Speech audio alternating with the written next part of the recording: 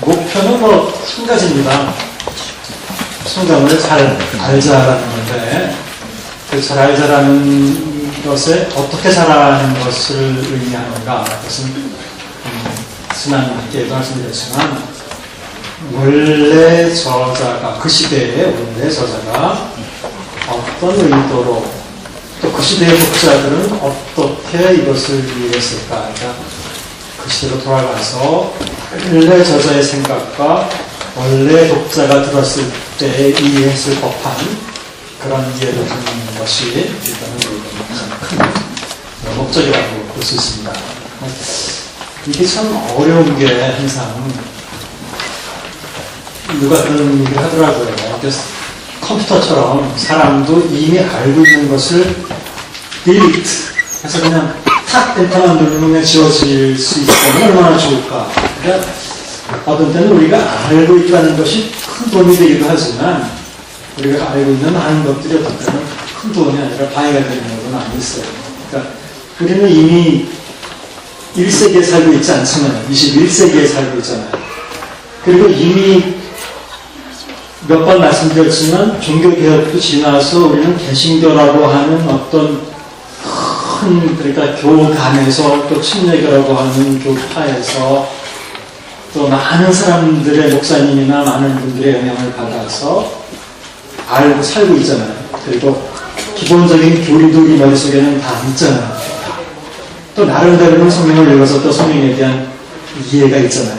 그러니까 이제 이런 것들이 우리에게 도움이 될 수도 있지만 1세기로 돌아가서 최초의 독자들의 성경을 읽었을 법한 대로 이해하자라고 할 때는 오히려 많이 해가 될 수도 있습니다. 그렇습니다.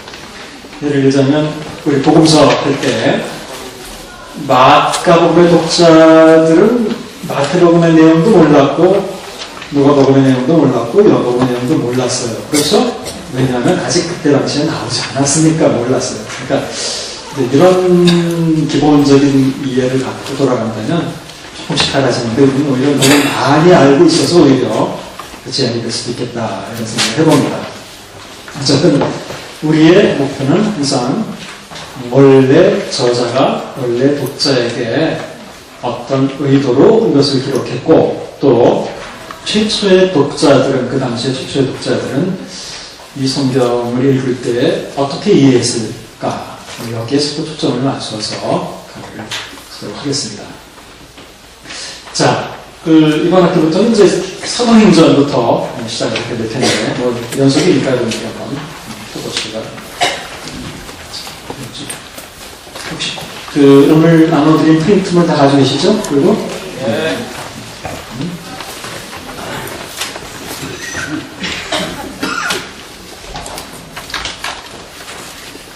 칠판도 새 칠판으로 바꿔줘서 고맙습니다.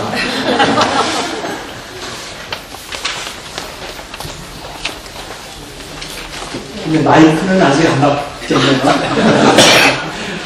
아니, 마이크 소리 때문에 문제가 아니라 제가 항상 한 손을 들고 이걸 해야 되니까 그때는 이걸 책을 막 누르면 책이 다시 또 올라오고 막 이래서 그것이 좀 불편하더라고요. 저는. 자, 사도행전은 여러분들 뭐 많이 읽어보셔서 알겠지만 사도행전의 내용은 주로 아마 교회가 탄생하고 또 사도 바울이 어떻게 전도를 해서 교회가 어떻게 최초의 교회, 선교회에서 어떻게 교회가 많은 교회들로 그 당시 이방인에게까지 선교되어서 많은 교회들로 성장하게 되는가 뭐 기본적으로 그런 내용을 다루고 있다는 것을 우리가 여러분들 다 잘 아실 것입니다. 그런데 사도행전은 어떻게 보면 굉장히 우리가 다루겠지만 중요한 신학적인 많은 사도행전을 잡다 보면 신학적인 많은 요소들이 나옵니다. 그래서 앞으로 나오겠지만 예를 들면 성령이 최초로 인류에게 임하셨죠. 그래서 그 성령에 대한 이해가 굉장히 사도행전에서는 너무 중요합니다. 혹시 이번 학기 강의 계획표도 같이 받으셨습니까?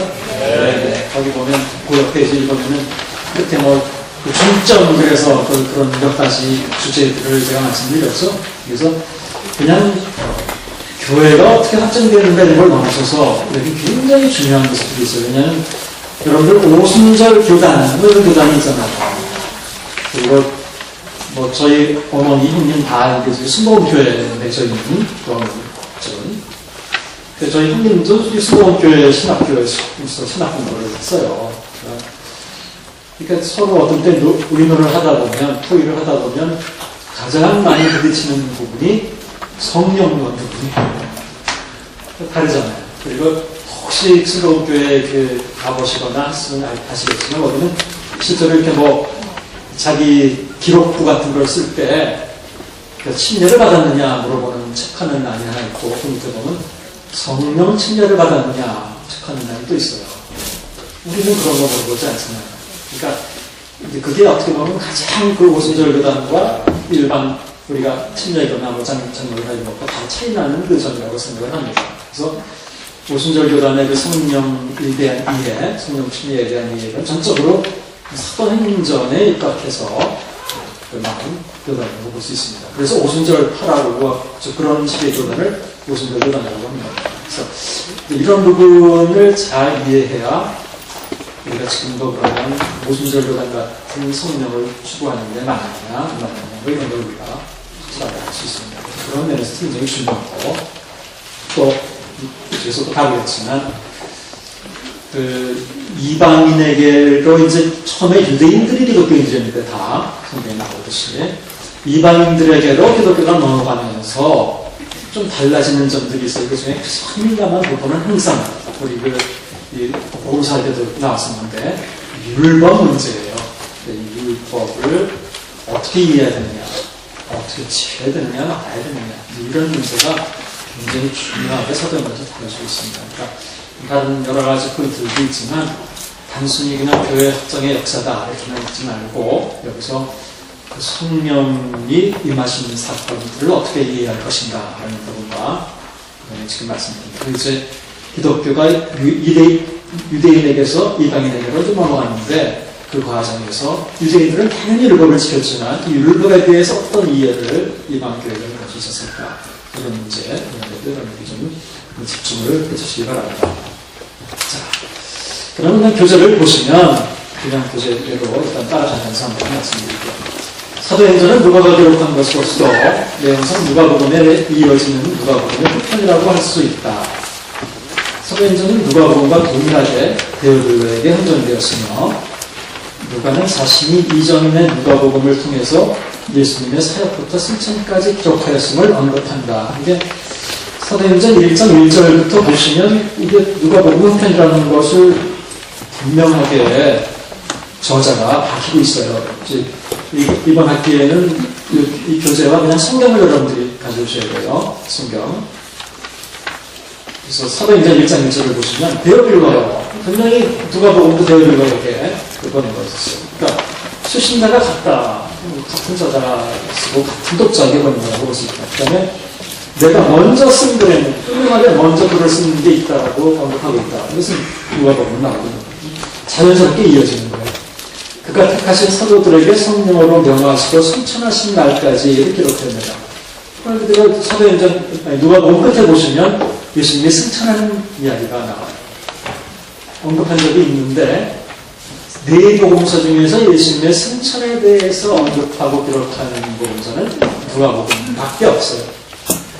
그런데 어떤 분이 마가복음을 뒤에 보시다가 16장 뒤에 보시면 마가복음도 나오는데요. 이렇게 얘기해요. 분명히 여러분들이 마가복음에 나와요. 근데 그것을 기억하시는지 모르지만 마가복음은 원래 16장 1절부터 9절까지만 있었던 걸로 보고 마가복음 여러분들 그 성경에도 맨 뒤에 보면 괄호로 돼 있어요. 여러분 성경에도 다 그렇게 돼 있어요. 보시죠? 그렇게 돼 있어요? 안 돼 있어요?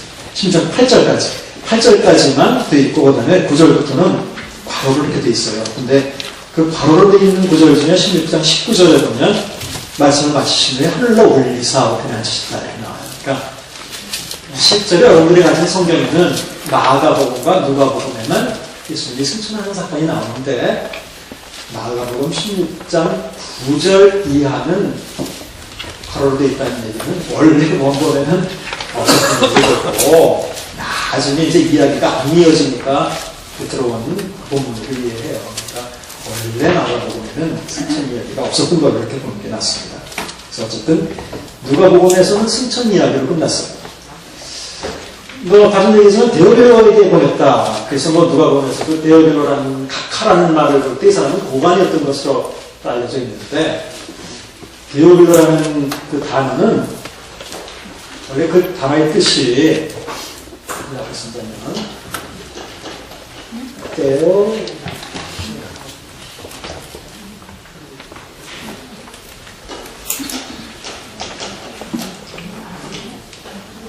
이게 데오빌로라는 그 단어예요.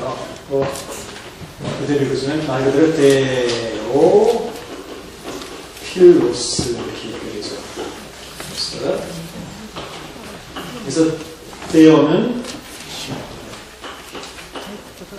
데오스고 데오스는 잘 아시다시피 하나님이고 필로스는 말 그대로 이거는 사랑이라는 것이죠.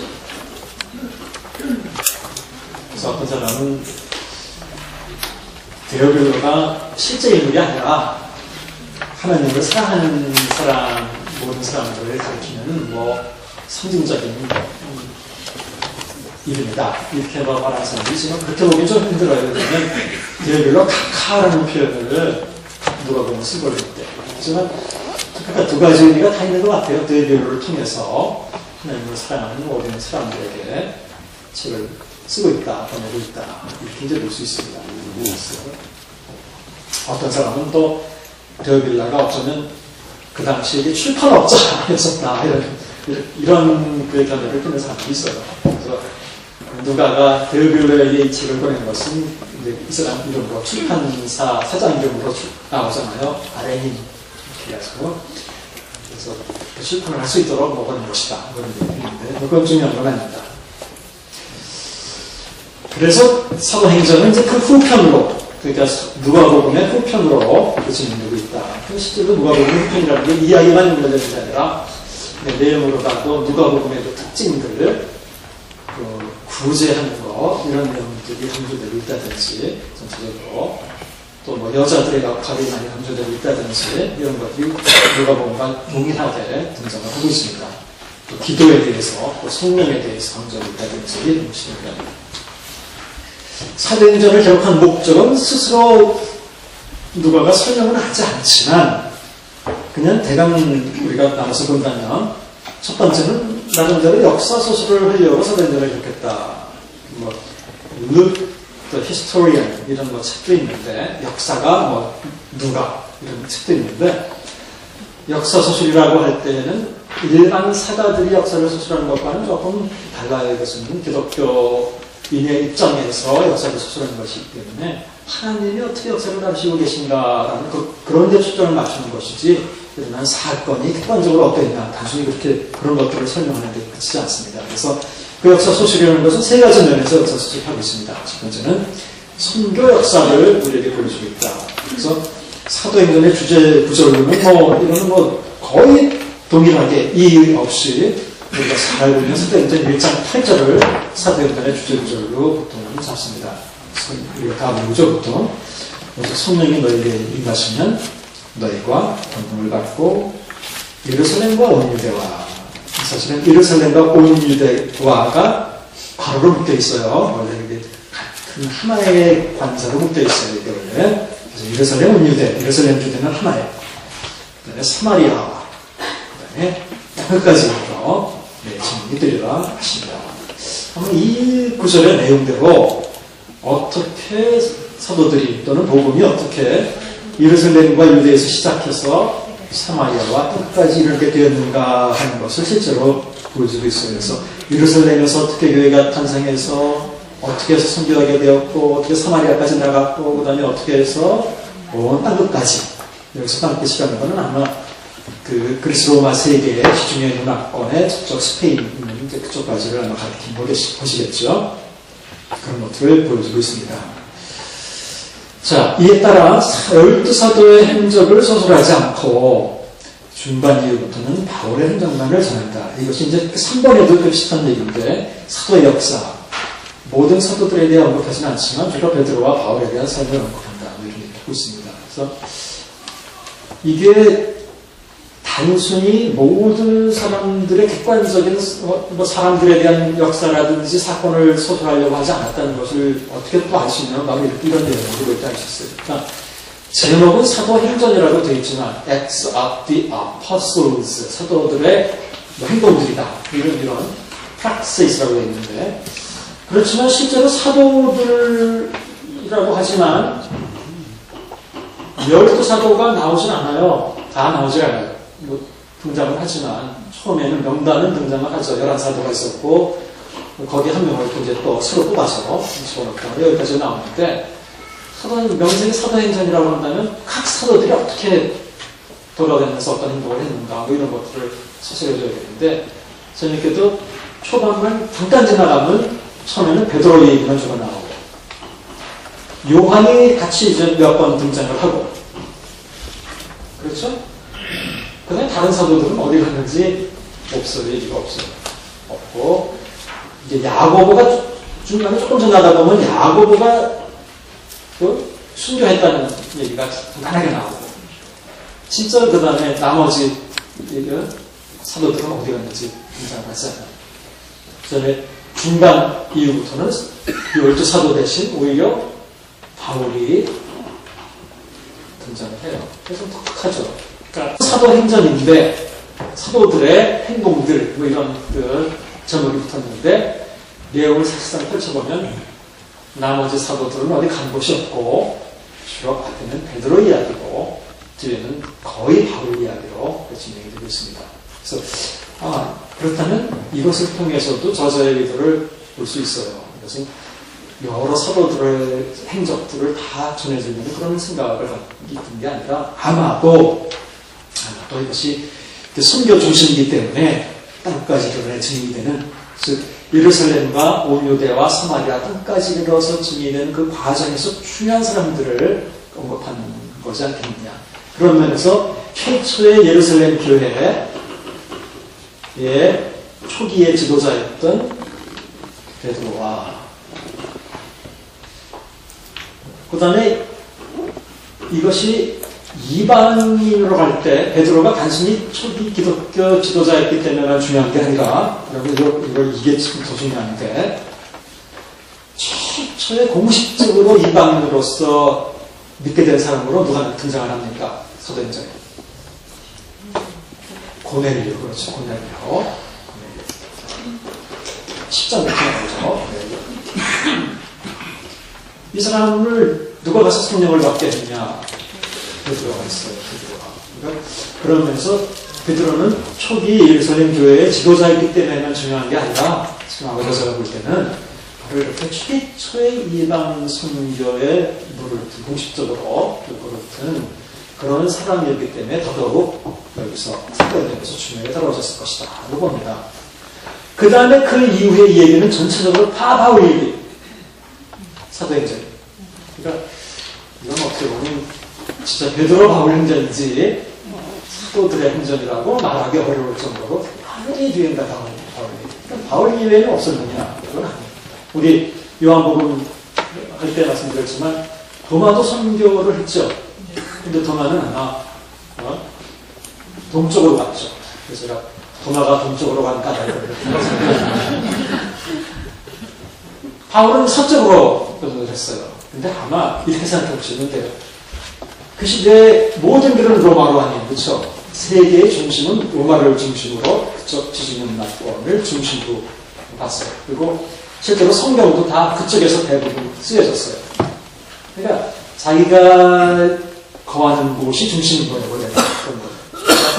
당연히 지중해 문화권 로마 또는 로마 여기를 중심으로 볼 때에 가장 그러니까 어떻게 보면 선교를 완성하게 했고 선교에 가장 큰 역할을 했던 사람은 바울이에요. 그래서 이쪽 세계를 중심으로 했기 때문에 저는 바울이 여기서 선정이 되어서 사도행전에는 주로 베드로와 바울 이야기로 진행을 하고 있다 이렇게 생각이 됩니다. 어쨌든 사도행전의 첫 번째 역사 소설에 있어서 그것은 선교가 어떻게 되었는지를 소설해주는 예루살렘에서 유대로 시작해서 사마리아 땅까지 이르게 되는 그 중요한 사건들을 언급하고 있는데 거기서 가장 두드러진 인물들이라고 한다면 아무래도 베드로와 바울이기 때문에 사도행전은 베드로와 바울을 중심으로 진행된 게 아닌가 볼 수 있습니다. 실제로 여러분들 이제 그 뒤에 또 보시면 베드로와 바울 이외에 성경에서 또 중요한 인물들이 또 있어요. 그렇지 않았으면 사도행전에 기록이 안 됐을 수 있을 만한 대표적인 인물 중에 하나가 스테반이라는 사람이에요. 스테반이. 그 사람은 12사도 중에 한 사람도 아니잖아요. 그럼에도 불구하고 스테반이 한 거기고 설교나 스테반은 또 최초의 순교자로 나타나잖아요. 굉장히 길고 내용도 아주 굉장히 의미 있고 그런 설교를 하는 그런 장면들이 기록되어 있습니다. 그 다음에 빌립이라는 사람도 그렇지 않았으면 별로 중요한 인물이라고 그렇게 안 됐는데 빌립이라는 사람도 그 사마리아 전도하죠. 그래서 그런 장면들이 나오기 때문에 주로 선교를 중심으로 역사를 기록했기 때문에 이런 인물들이 언급되고 있는 겁니다. 그러면 바나바라는 사람도 그건 굉장히 중요하고 그래서 두 번째는 교회 역사입니다. 교회라는 게 사도행전이 없었으면 정말로 우리는 교회가 처음에 어떻게 생겼는가, 어떻게 탄생하게 되었는가 이런 거에 대해서 어떤 인포메이션도 받기가 힘들어요. 없어요. 보고서에 없죠. 사도 바울의 편지에도 어떻게 교회가 처음에 예루살렘에 생기게 됐는가 이런 거 없거든요. 그래서 아주 결정적인 자료라고 볼 수 있습니다. 교회가 처음에 어떻게 탄생해야 되는가, 처음에 교회의 상태는 어땠는가. 우리가 초대교회로 돌아가자 이런 말 많이 하는데 초대교회 모습은 우리가 상식적으로 아시는데도 무슨 물건을 서로 통용한다든지 매일 모여서 서로 교제한다든지 이런 것들이 특징이었었죠. 어쨌든 그런 특징을 알 수 있는 이유는 사도행전에 그것을 언급하기 때문에 그렇습니다. 그래서 예루살렘의 교회가 탄생한 이후에 그 다음에 안디옥 교회에 이어서 주로 바울이 설립한 교회들, 순교된 교회들을 중심으로 교회에 대해서 소속을 하고 있습니다. 그런 면에서 이제 나중에 그 가치에 대해서 나오는데 바울 사도행전은 큰 가치가 있는 어떤 특정한 가치가 있냐면 해석적인 가치다라고 이제 나와요. 그 페이지 45쪽에 우리 교재 두 번째에 나오잖아요. 해석적 가치. 바울의 편지들을 좀 읽다 보면 갈라디아서도 우리가 이제 배우게 될 것이고 고린도서도 배우게 될 것이고 한데 고린도 교회가 어떤 상황에서 언제 어떻게 세워지게 되었는가 이런 건 바울이 그걸 자세하게 편지에 얘기를 안 해요. 편지를 보내는 거니까 고린도 교회에 직접 보내는 거니까 그런 얘기가 될 이유가 없죠. 그런데 사도행전에 보면 바울이 어떻게 고린도에 갔으며 어떻게 전도했으며 이런 내용들이 잘 나옵니다. 그래서 그런 면에서 교회 역사를 통해서 바울이 세운 교회들의 배경, 어떤 상황에서 어떻게 바울이 교회가 세워지게 되는가를 잘 이렇게 전해주고 있습니다. 여러분들 알다시피 복음서에는 교회라는 단어가 나올까요? 안 나올까요? 다시 질문합니다. 복음서에 교회라는 단어가 나옵니까? 안 나옵니까? 안 나와요.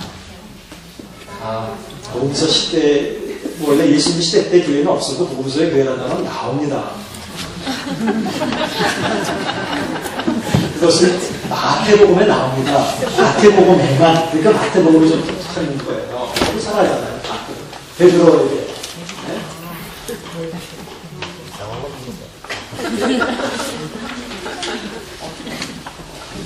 내가 이 반석, 너는 베드로가, 내가 이 반석 위에 내 교회를 세우는 거죠. 그러나 마태복음은 특징적이에요. 그러니까 마태복음이 굉장히 교회 시대 때 어떤 삶을 잘 중심을 두고 있다. 그 다음에 또 있어요. 그러니까 누가 범죄하거든 조용히 가서 이야기해라. 그렇죠? 그때마다 두세 사람 데려가서 또 얘기해라. 나를 했거든 교회에 얘기해라. 나오죠. 그때 교회가 또 나오죠. 그래서 마태복음에만 교회라는 단어가 사실 여기서 두 번 나오고 거기서 한 번 나오고 세 번 나왔다. 근데 실제로 예수님 시대 때는 교회는 없었어요. 예수님이 그래도 말 안 듣거든 교회 데려가서 얘기해라 그렇게 말씀하셨을 리는 없어요. 교회가 없었으니까. 그때는 아마 회당을 의미했겠죠. 그것이. 그렇지만 나중에 이제 교회 시대 때 이것을 썼기 때문에 그걸 교회라고 바꿔서 썼겠죠. 어쨌든 교회가 없었지만 교회라는 단어는 있어요. 교회라는 단어는 우리가 이거는 웬만하면 많이 들어보셔서 아실 거예요. 에클레시아라고 하는데, 에클레시아. 이 에클레시아라는 단어의 원래 뜻은 그냥 모임이라는 뜻이에요. 모임. 그래서 영어로 하면 assembly 또는 그냥 뭐 때때로는 congregation이라고도 되기도 해요. assembly. 그러니까 이거는 원래 기독교의 독특한 그 단어가 아니에요. 그러니까 그 당시 헬라 사회에서도 일반 모임 집회를 에클레시아라고 했어요. 그래서 그 용어가 아니에요. 그러니까 이건 성경에 나온 컨텍스트이기 때문에 이걸 우리가 교회라고 번역, 처치라고 번역을 하는 것이지, 만약 성경의 컨텍스트가 아니라면 그냥 일반 문헌이라면 그냥 집회라든지 그냥 모임이라든지 그렇게 번역이 되는 단어예요. 그것은 원래 헬라인들이 사용하던 단어, 특별히 교회 모임을 가리키는 말은 아니에요. 하지만 기독교인들이 사용할 때는 이제 기독교적인 교회가 되는 거예요. 그러니까 어쨌든 이렇게 교회라는 단어가 복음서에 원래는 없지만 마태복음은 뭐 특별하게 사용하고 있지만 이제 사도행전에 와서 드디어 이제 교회가 나오면서 교회가 23번이나 에클레시아라는 단어가 사용됩니다. 그래서 최초의 교회라는 단어가 사용되는 그 장소는 5장 11절에 처음으로 에클레시아라는 단어가 사용되어서 23번 교회가 사용되고 있어요. 그래서 교회가 어쨌든 어떻게 탄생되게 됐는지, 또 최초의 교회의 본질이나 상황은 어땠는지, 뭐 그런 걸 통해서 우리가 지금 우리의 교회는 뭐가 다른지, 또 어떻게 우리 또 나가야 되는지 이런 것들도 교훈을 받을 수 있겠죠. 그 다음에 세 번째는 사도의 역사다. 이미 말씀드렸죠. 모든 사도들에 언급하지 않지만 베드로와 바울의 삶에 대해서 하고 있습니다. 특히 바울의 소명과 선교사역에 대해서 아주 자세히 설명을 했는데, 사실 베드로와 바울을 소개하는데 둘이 잘 비교해 보시면 비슷비슷하게 이렇게 비교를 합니다. 그러니까 뭐 감옥에 갇혔다가 기적적으로 나오게 된다는 분도 베드로도 있고 바울도 있고, 또 여러 사람들을 고친 이야기도 베드로도 있고 바울도 있고, 뭐 베드로 바울이 회심한 장면, 다메섹 도상에서 회심하는 장면이 뭐 3번 나온다면, 또 베드로가 고넬료에게 가려고 할 때 또 환상을 보는 장면이 뭐 3번 나온다든지, 하여튼 뭐 이렇게 저렇게 하다 보면 굉장히 다른 데로 비슷하게 같이 비교해서 서술하는 걸 볼 수 있습니다. 어쨌든 그냥 쉽게 본다면 여러 인물들이 등장하지만 사도행전은 주로 베드로와 바울의 이야기다 이렇게 보시면 됩니다. 베드로는 다시 말씀드리지만 최초 교회의 지도자였고, 또 최초로 공식적으로 이방 선교회의 물꼬를 핀 사람이었다는 점에서 아마 베드로가 기록되었을 것이고, 바울은 실제로 이방 선교를 평생을 걸쳐서 진행을 했던 사람이기 때문에 바울에 대한 이야기가 나올 거라고 생각됩니다. 자, 두 번째는 성령 행전이다. 성령에 대해서 기록을 해주고 있다. 뭐 사도행전과 또 들어가면 성령 행전이라고 부르기도 해요. 그래서 예수께서는 돌아가셨지만 성령께서 뒤이어서 어떻게 오셨고, 그 성령이 어떻게 교회와 교회 선교에 관여하시는지를 보여준다. 그래서 실제로 성령이 구약시대에도 있었어요. 계셨어요. 그렇죠? 가끔 성령이 등장합니다. 근데 구약시대 때 성령은 필요할 때에 한 번씩 나타나서 사람들을 도와주거나 역사를 하시는 분으로 등장을 하고 있고, 이제 사도행전부터 성령은 이제 그게 아니라 아예 기독교인 인류에게 오셔서 내주하는 성령이 그다음부터 되셔서 영속적으로 사람들 안에 계신 성령이에요. 그러니까 다른 거죠. 이제 오순절 시대 때부터는 성령께서는 사람들 안에 내주하셔서 오셔서 영구적으로 함께 계신다. 성령이 그러면 자꾸 이제 성령의 은사, 우리는 그런 쪽을 많이 생각하지만, 사도행전에 나타나는 성령은 성령의 여러 은사보다는 오히려 사역, 성령이 하시는 실제로 일, 특히 선교에 어떻게 관여를 하시는가, 이런 역할에 대해서 더 많이 사도행전은 얘기하고 있습니다. 그 다음에 세 번째 사도행전을 기록한 목적 중에 또 하나는 어떻게 기독교가 유대인으로부터 시작해서 이방인에게까지 전파되게 되었는데 중요한 것은 그 유대인에게 처음에 전파된 기독교와 이방인에게 나중에 전파되게 된 기독교가 아주 exactly the same, 완전히 동등한, 동일한 그런 기독교다라는 것을 보시려고 사도행전을 기록했다. 그러니까 여러분들이 이 말이 무슨 말인지 지금 그냥 흘려 넘어갈 수도 있겠지만 또 이제 앞에 나오는데 굉장히 중요한 사도행전의 내용도 또 목적 중에 하나입니다. 이것이 유대인에게 시작된 교회가 이방인에게 전파되었는데 단순히 전파되었던 것뿐만 아니라 유대인이 원래 가졌던 기독교, 처음에 유대인들이 믿었던 그 기독교 신앙과 또 이방인들이 갖게 되었던 기독교 신앙은 완전하게 동일한 것이다 라는 것을 강하게 보여주고 있습니다. 기독교 역사에서 굉장히 중요한 문제예요. 이것은 우리 다음에 보도록 하겠습니다. 네 번째, 기독교는 모든 지리적, 인종적, 문화적 장벽을 넘어서 확장되어 간다는 것을 보여줍니다. 하나님이 역사하시기 때문에 그렇다는 거예요. 그래서 이 복음서에서 또 전에 제가 그 내러티브에 대해서 이제 말씀드리면서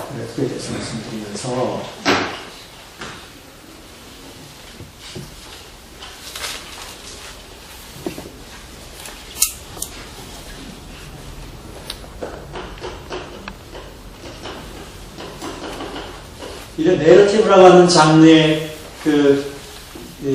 문학 형태에서는 이 내레이터의 그 해석이 참 중요하다는 말씀을 드린 적이 있어요. 해석. 제가 그런 말씀 드린 적이 있죠. 네, 그래서 우리 보통 보면 복음서나 이렇게 보면 예수님의 말씀을 빨간색 글씨로 출판한 그런 성경이 있죠. 그러면 이게 좀 잘못하면 선입선입관을 잘못 갖게 해요.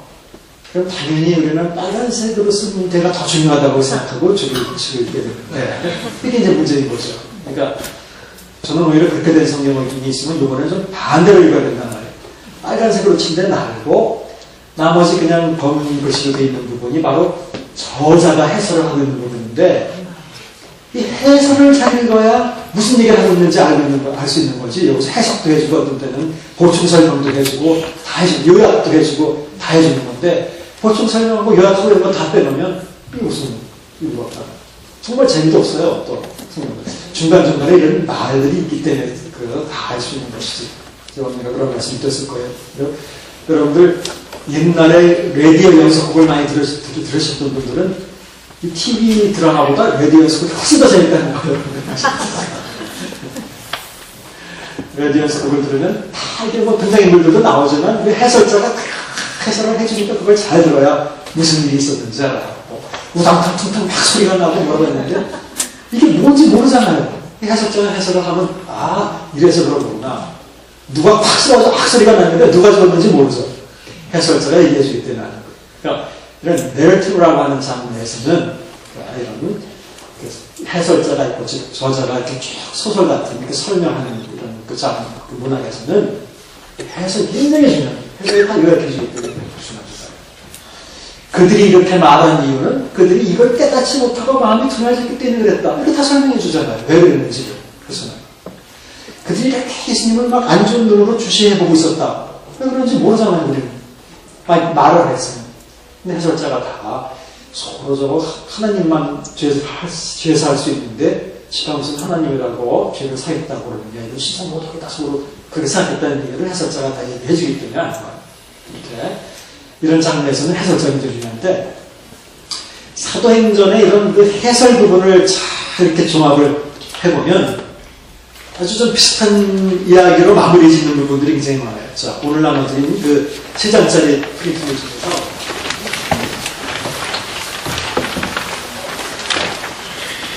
맨 마지막 페이지 3쪽 거기 누가의 요약 설명들을 좀 보세요.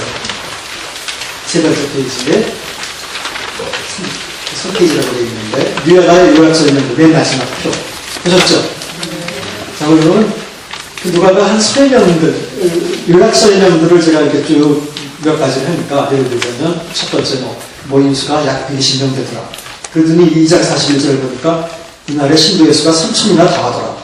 또 4장 4절에 보니까 남자의 수가 5천이나 되었더라. 6장 7절에 보니까 제자의 수가 더 훨씬 많아지고 허다한 제사장의 무리도 이도에 복종하더라. 근데 곧 위에 4장 4절에서는 저희 옆에 써놨지만 베드로와 요한이 투옥된 다음에 일어난 사건이거든요. 그러니까 이렇게 어려운 핍박이 오고 어려움이 있었음에도 불구하고 사람들이 서로 안아졌다 이 얘기예요. 이거 하고 싶은 거예요. 그 다음에 9장 31절에 봐도 온 갈릴리 사마리아 교회가 평안하고 등등이 서지고 수가 더 많아지더라. 이렇게. 그 다음에 12장 24절도 하나님의 말씀은 흥망하여 더하더라. 야고보가 순교하고 베드로가 투옥되고 이래도 성경같이 13장 43절에는 또 유대교에 있거나 경건한 사람들이 많이 바울과 바나바를 따랐다. 16장 5절 이에 여러 교회가 믿음이 더욱 권해지고 수가 날마다 늘어나요. 19장 20절 이와 같이 주의 말씀이 힘이 있어 흥망하여 세력을 얻으리라. 에베소에서. 그 다음에 28장 30절 31절은 이제 그 사도행전의 마지막 그 절이에요.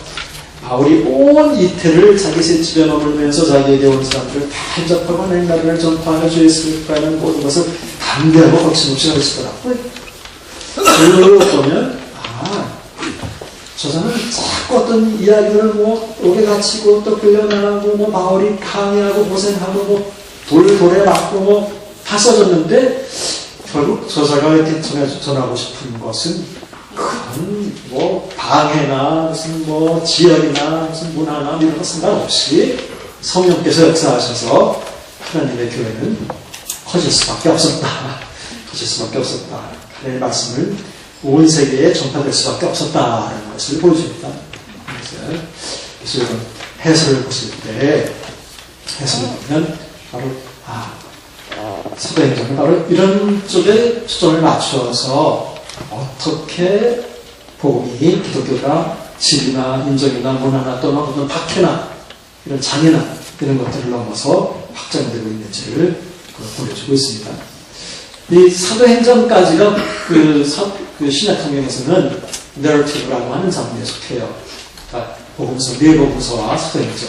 그래서 꼭 성경을 좀 이렇게 새롭게 또 읽어보고 싶은 분이 있으면 다시 말씀드리지만 복음서와 사도행전을 읽을 때 이 저자의 해설을 주목하세요. 빨간 글씨로 된 예수님의 말씀만 주목하지 말고 저자의 해설에 뭐라고 해석하고 있는가.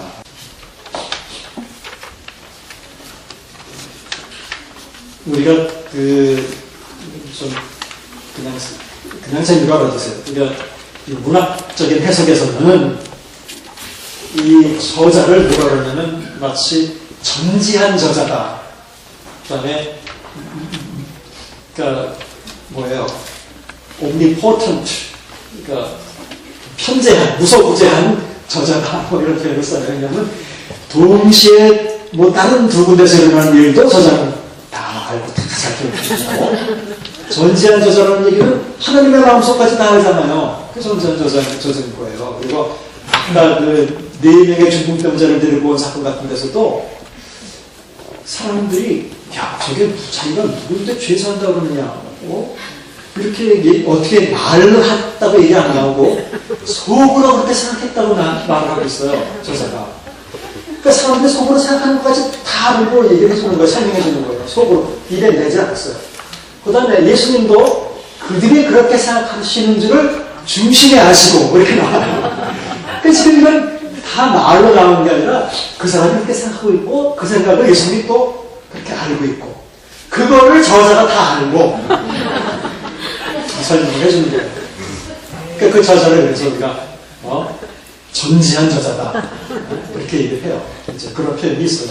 문학적 해석에서는. 그러니까 그만큼 저자의 말에 귀를 기르는 것은 그만큼 중요하다는 말이에요. 성경을 읽을 때. 그리고 여러분들 그것은 그것과 똑같은 거예요.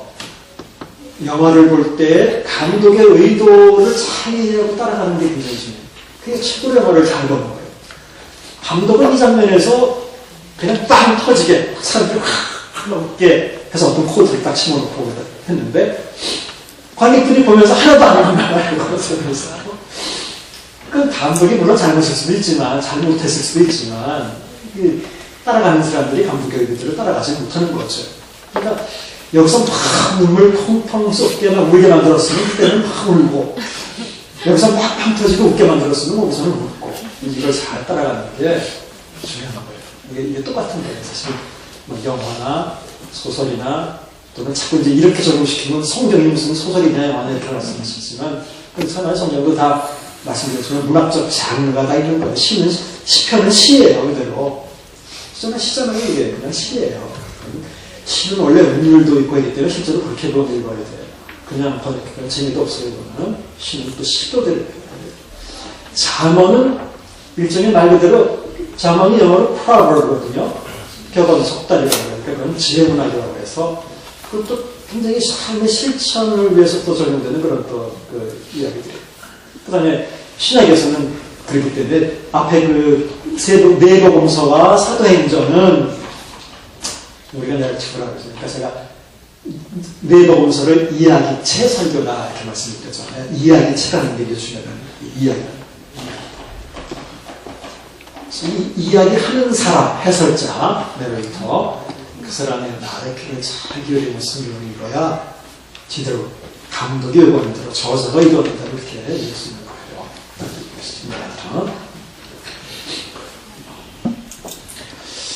자, 그리고 두 번째, 사도행전의 가치는 첫 번째, 역사적 가치다. 그래서 이건 이미 앞에서 우리가 말씀드린 거예요. 순교의 역사다, 교회 역사다, 성령의 역사다, 사도들이 어떻게, 한 사도가 어떻게 다시 한 사도가 비었는데 어떻게 한 사도가 또 들어가고, 이런 거, 파워를. 그다음에 해석적 가치는 또 앞에 말씀드린 대로 사도행전은 바울 서신을 이해하는 배경을 제공하고 있다. 세 번째, 실천적 가치. 이건 뭐, 모든 성경이 다 실천적 가치를 가지고 있죠. 초대교회 생활상을 통해서 우리에게 어떤 삶이 올바른 교회의 삶인지에 대해서 배울 수 있다. 자, 그 오른쪽 페이지로 넘어가기 전에 그냥 사도행전을 펴서 한번 1장에 1장 8절까지 나오는 부분을 좀 제가 설명을 조금 드릴게요. 우리가 아까 1장 1절에서 2절까지 읽었고, 그래서 3절 보시면 그가 고난받으신 후에 또한 그들에게 확실한 많은 증거로 신의 살아계심을 받았습니다. 그러니까 부활하셔서 40일 동안 그들에게 보여줬다고 나옵니다. 그러면서 무슨 일을 말씀하십니까? 네, 그래서 누가는 예수께서 부활하셔서 40일 동안 사람들에게 보이시면서 예수께서 하셨던 행적, 가르치심을 한마디로 요약한다면 하나님의 왕국에 대해서 이거는 우리가 복음서 할 때 아주 중요하게 들었던 복음서 전체의 주제이기도 해요. 굉장히 중요한 거예요.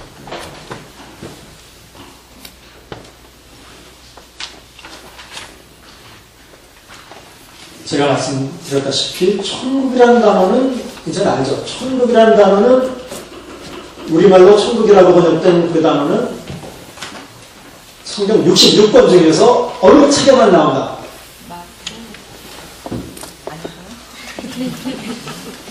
네, 이건 그냥 나와야 되는데, 이거 마태복음에만 있어요.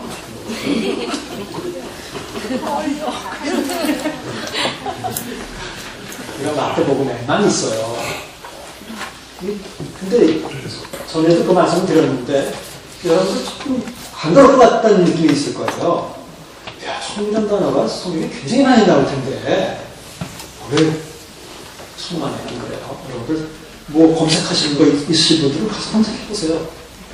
실제로 성경 프로그램 같은 데서 절대 불행은 당연히 없고 이런 신약 절차를 통해서도 이건 마태복음에만 나오는 그 표현이에요. 나오는 표현이에요. 전적으로. 이거는 제가 말씀드렸지만 마태의 특수 용어예요. 이거는 마태교회에서만 사용했던 특별한 표현이에요. 훨씬 더 이거보다 더 제너럴하고 더 일반적인 표현은 천국이 아니라 하나님의 왕국이라는 표현이 이게 더 일반적이고 더 보편적인 표현이에요. 그래서 예수님께서 역시 살아계실 때도 회개하러 하나님의 뜻이 가까웠다라고 말씀드린 것처럼 부활하시고 나서 40일 동안도 예수님이 가르치신 것은 하나님의 다스림, 하나님이 왕이 돼서 다스리는 통치라고 한 것, 여기에 대해서 말씀하셨다고 나옵니다. 자, 그래서 이제 사도와 함께 모이사 그들에게 분부하여 이르시되 예루살렘을 떠나지 말고 내게서 들은 바 아버지께서 약속하신 것을 기다리라 그랬다. 기다리면서 기도해라. 뭐 이런 표현은 안 썼어요. 그냥 기도해라. 약속한 건 못해요. 실제로 여러분들 기도할 때 오순절 성령이 임했다라고 성령은 사실 얘기 안 해요. 2장 1절에 보시면 오순절과 이미 있는데 그들이 다 한 곳에 모였더니 하나님이 약속하신 건 모였더니 이게 성령이 임하는 거예요. 하나님이 약속하신 건 하나님이 보여주시는 거고 사람이 끄집어 내릴 수 있는 겁니다. 자, 그래서 5절 요한은 물로 침례를 베풀었으나 너희는 연달이 못되어 성령으로 침례를 받으리라 하셨습니다. 그래서 여기서 성령 침례라는 용어가 나왔어요. 성령 침례.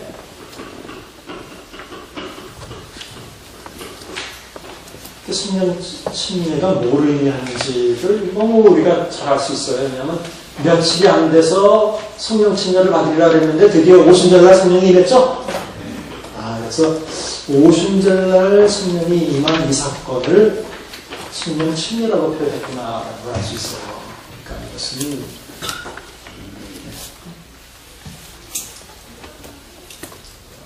지금 우리가 성령 침례받는다 이런 말은 쓰기 좀 어려워 보이기는 조금 더 자세하게 다음에 연결해서 말씀드릴게요. 자, 그랬는데 6절 여기서부터 조금 더 설명해드릴게요. 그들이 모였을 때 예수님이 뭐라 그럴 때 주께서 이스라엘 나라를 회복하시니 이때니까 이 제자들의 관심이에요. 이것이 주께서 이스라엘 나라를 회복하시니 이때니까 뭐 여기서 주께서라는 표현은 예수님을 가리키는 말이고 부활하신 예수님을 가리키는 말이고 또는 뭐 하나님을 상징할 수도 있죠. 주께서 이스라엘 나라를 회복하시니 이때니까 이스라엘 나라라고 표현되어 있지만 역시 그것도 이스라엘 왕국이에요. 그러면 Kingdom of Israel, 이스라엘 왕국이에요. 자, 앞에 여러분들 잠깐 누가복음에도 그렇고 예수님이 이스라엘 왕국이라는 표현을 써본 적이 없어요. 그리고 분명히 누가복음 저자는 1장 지금 3절에서 예수님께서 40일 동안 있으면서 무엇에 대해서 말씀하셨다고요? 아까 주제? 하나님의 왕국에 대해서 말씀하셨다 그랬지 이스라엘 왕국에 대해서 말한 적이 없거든요. 그렇죠?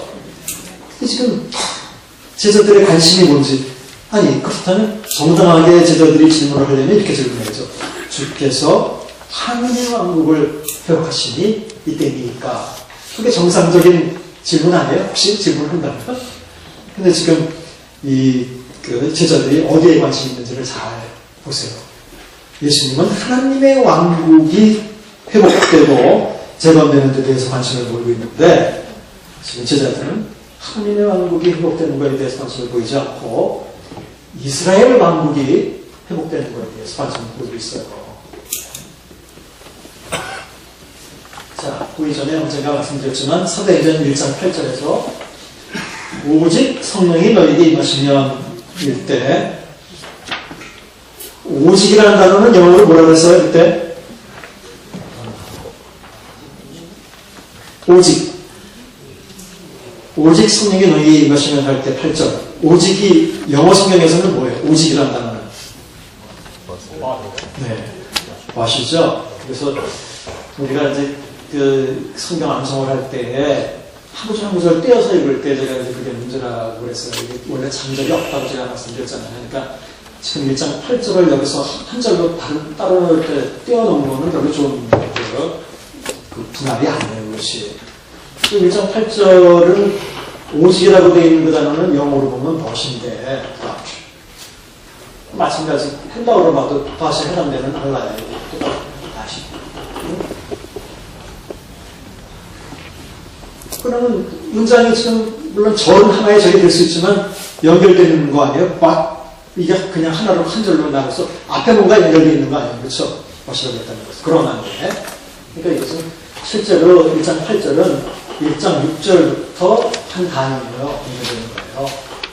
1장 6절, 쭉 좀 설명을 드리고, 제자들이 뭔가 잘못 이해하고 있었다. 지금 1장 6절에서 제자들이 물어본 질문이 있는데, 이 질문에 대해서 1장 7절과 8절은 대답을 하고 있다. 그래서 1장 8절은 그 대답의 일부이라고 해요. 지금 말씀드린 대로 1장 6절의 질문은 주께서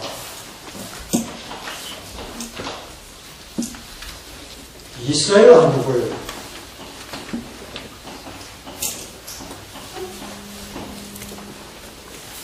회복하시니 이때니까 이렇게 물어봤어요. 그렇죠? 이게 질문이에요. 그랬더니 1장 7절에서 예수님이 뭐라고 대답하셨어요? 일단 그렇죠. 일단 이 문제에 대해서 먼저 대답하셨어요. 그렇죠? 이 사람들은 이제 마치 이 사람들의 관심은 그럼 당신이 또는 하나님이 이스라엘 왕국을 회복해 주시는 게 지금입니까? 몇 가지, 세 가지 중요한 포인트가 있다는데. 때와 기한은 시간은 어떻게 하라고요? 이래다 상관없는 얘기다 이거. 이거 신경 꺼라. 이건 뭐 이게 성경은 여기에 대해서 당연히 그때와 그 시는 아무도 모르고 아버지께 모른다. 인자도 모른다. 근데 그냥 역사, 기독교 역사에 이 때와 시간에 대해서 얼마나 많이 맨날 계산해가지고 몸에 있는 것을 가지고 하면 요즘만 있었던 게 아니에요. 그렇죠? 뭐 2000년 내내 있어 왔어요. 그런 거는. 이건 it's none of your business. 이건 니들 생각할 문제가 아니다. 때와 기간은 흥미있게 노래한 바는 그 다음에 1장 8절에서 사실은 이 두 개에 대해서 대답했습니다. 주님께서 회복하실 때가 있겠니까? 그랬더니 주님께서가 아니라 아니 성령이 만나면 조건이 있어. 성령이 만나면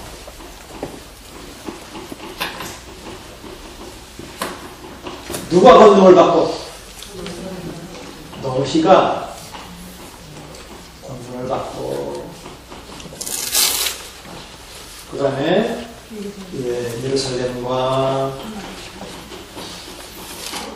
유대와 예루살렘 유대는 바로로 하나를 묶여있다 그랬죠. 사마리아와 땅 끝까지로 내 주님이 된다 이렇게 하셨어요. 그러니까 제가 지금 설명드리려고 하는 것은 사도행전 1장 8절 우리가 잘 아는 주제구절에 있는 1장 8절은 따로 떨어진 독립된 구절이 아니라는 걸 지금 말씀드리려고 하는 거예요. 그래서 앞에 있는 말씀과 연관된 구절이라는 걸 말씀드리고 싶은 거고, 또 하나는 이걸 통해서 단순히 세계에 나가서 선교해라라는 단순한 그런 구절이 아니라 이거는 제자들이 잘못된 생각을 가지고 있었을 때에 그 잘못된 생각을 고쳐주시면서 선교하라고 하신 말씀이라는 걸 조금 설명드리려고 하는 거예요. 자, 일단 여기에 조금 다시 이해해 볼 필요가 있어요. 뭐 이때라는 건 이런 사람들이 그렇게 생각한 거고, 주께서 이스라엘 나라를 회복하신다는 게 무슨 의미냐 말이에요. 이게 이스라엘 왕국을 회복한다는 게. 이거는 이스라엘 백성들이 한전부터 옛날부터 꿈꿔왔던 하나의 그 꿈이에요. 그들의 소망이에요. 실제로 이 구약부터 그들이 그렇게 생각했어요. 이스라엘 백성 지금 많이 흩어져 있죠? 다 나가 있죠? 그렇죠? 많이 디아스포라 인들이 많죠. 그래서 정말 이제 마지막 때가 되면 하나님이 주께서 하나님의 역사에 개입하셔서 이스라엘 민족을 유대인 이스라엘 민족들을 제사장 나라가 되게 해주시고 흩어졌던 많은 그 이스라엘 백성들이 다 예루살렘으로 모여서 시오니즘 아시죠? 모여서 제사장 나라가 되고 이제 이방인들도 또 있게 되고 해서 중심적인 자기들이 나라가 될 것이다. 이걸 항상 기대하고 있었던 이들이 그런 생각을 말한 거예요.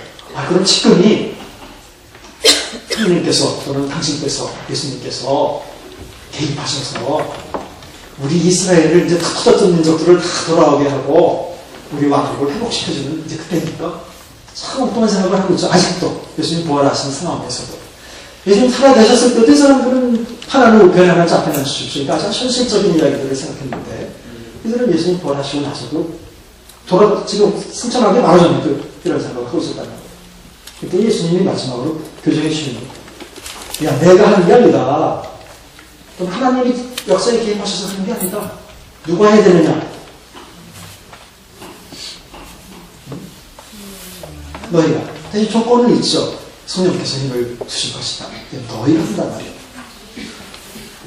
흩어졌던 백성들이 뭐 이스라엘로 다 돌아오고 모인다고 회복되고 그게 아니라 너희가 권능을 받고 예루살렘부터 시작해서 사마리아로 또 저쪽 지역으로 시리아로 또 소아시아로 마케도니아로 모이는 게 아니라 흩어지는 거죠. 그렇죠?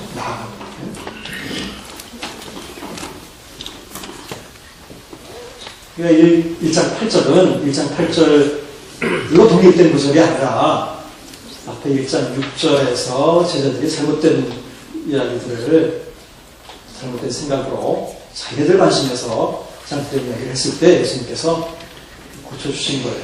그래서 전통적인 그들의 생각에는 바로 마지막 때가 되면 하나님이 개입하셔서 자기네들을 다 회복시켜주시고 돌아오게 하시고 최고의 제사장 나라로 만들어서 이렇게 하나님은 이렇게 생각을 하고 있었는데 그래서 지금 하나님이 그런 일을 할 겁니까? 이렇게 여쭤본 건데 예수님은 때는 너희들 생각하지도 말고 성령이 임한다면 하나님의 역사에 개입하셔서 하는 게 아니라 너희가 해야 된다. 그다음에 이스라엘이 회복되고 다 돌아오고 그런 게 아니라 돌아오는 게 아니라 거꾸로 있던 사람들마저도 다 흩어져서 나가야 된다. 그런 상황을 잘 반영해 주고 있어요. 그래서 이 구절을 통해서는 제가 이제 두 가지 일단 성경의 장절이 잘못 이렇게 나눠져 있기 때문에 또 그렇게 나눠져 있는 성경을 무작정 암송할 때에 앞뒤에 컨텍스트 없이 암송할 때에 이게 얼마나 그냥 독립된 구절로 떨어졌을 때 완전히 다른 얘기가 되진 않지만 이 충분한 이 의미를 알 수 없죠. 그런 것이 이제 문제이고 그다음에 어쨌든 이 구절은 단순한 선교에 대한 사명을 주는 구절인 걸 넘어서서 이들이 잘못 생각했던 것에 대한 교정 그리고 가르침 그런 구절이라고 여러분들이 이해하시면 좋겠습니다. 자, 지금부터 10분간 식한 다음에 차도 한잔 마시고 화장실도 갔다 오시고 활기찬 얘기를 계속 좀 시간만 더 여기다 시켜주시면 자, 이제 46쪽으로 넘어가서 사도행전의 해석을 위해서는 첫 번째 사도행전의 목적을 이해해야 된다. 제가 했던 얘기죠. 사도행전은 복음이 어떻게 성령의 도움으로 지리서 이루어서 예루살렘으로부터 이들을 거쳐 사마리아와 땅까지 이르게 된다를 보여주셨습니다. 사도행전은 이처럼 어떠한 장벽들이 있어도 복음이 세상 끝까지 전파되어야 한다는 하나님의 계획과 역사를 강조하고 있다. 그다음에 두 번째, 이 부분이 아주 좀 잘 여러분들이 들으시고 생각하게 됩니다. 사도행전은 이례적인 사건들을 포함하고 있기 때문에 적용하는 데 주의해야 한다. 지난 학기부터 제가 성경 해석하는 문제에 대해서 어떤 경우에는 성경에 기록되어 있다고 해서 우리가 다 지금도 따라해야 될 필요는 없는 것들도 많이 있습니다. 그렇죠?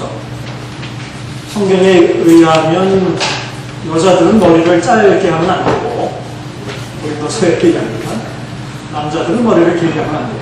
뭐 그렇잖아요. 그 다음에 예배드릴 때 여자들이 캐톨릭에서 하듯이 얼굴에 이렇게 수건을 쓰고 머리를 하라고 하면 그렇게 나와요. 또 말씀드렸지만 바울은 여러 번 그 편지를 보내면서 거룩한 입맞춤으로 서로 문안해라. 우리나라 문화에서는 거룩한 입맞춤으로 서로 문안하는 게 성폭행. 이게 또 문화죠. 다른 거였습니다. 그러니까 뭐 성경에 어떤 구절이 나온다 그래서 그것을 다 지켜야 하는 것이 아니고 성경에 나오기 때문에 우리가 성경에 나오기 때문에 지금도 모든 것들을 다 성경에 나오는 것이 그대로 이루어진다 이런 것도 아니니까 어떤 것들은 이례적인 사건들이 있는 조금 다른 이야기지만 구약이나 또 신약이나 성경에 있는 것들은 하나님이 직접 음성으로 그들에게 대화했어요. 바울도 다메스코 성에서 쓰러졌을 때 하늘에서 소리가 분명하게 직접적으로 들렸죠. 그냥 빈공상황만에 자기가 그렇다고 생각하는 그런 얘기가 아니라 직접 모세하고 직접 대면해서 말씀하셨죠. 하나님께서 구약에서 보면 예언자들에게 직접 말씀하시죠. 이게 이제 그 구약과 성경 이야기들이에요. 신학의 제자들 같은 경우 예수님이 다 부른 거예요. 주로 내가 제자가 되겠습니다라고 먼저 따라가는 게 아니라 보통은 예수님이 부르시는 거예요. 좀 달라요. 그러면 지금은 아마 하나님이 직접 사람들에게 여러분들에게 그렇게 명확한 음성으로 직접적으로 말씀하시지 않을 거예요. 그러니까 구약이나 신약에 많은 성경 이야기들이 있지만 그 이야기들이 있다고 해서 우리가 그것과 현재도 똑같이 반복되거나 똑같이 진행되어야 된다는 것을 의미하는 것은 아닌 것입니다. 그것을 잘 우리가 이해해야 됩니다. 잘못하면 이게 성경에 있으니까 지금도 우리가 이렇게 해야 된다라고 생각하면 어려운 일에 발생할 수도 있습니다. 그런 것과 더불어 좀 이 이야기도 우리가 좀 꼭 하고 넘어가야 될 것 같은데 소위 이제 그 기적 사건들 빨간색이 제일 잘 보이고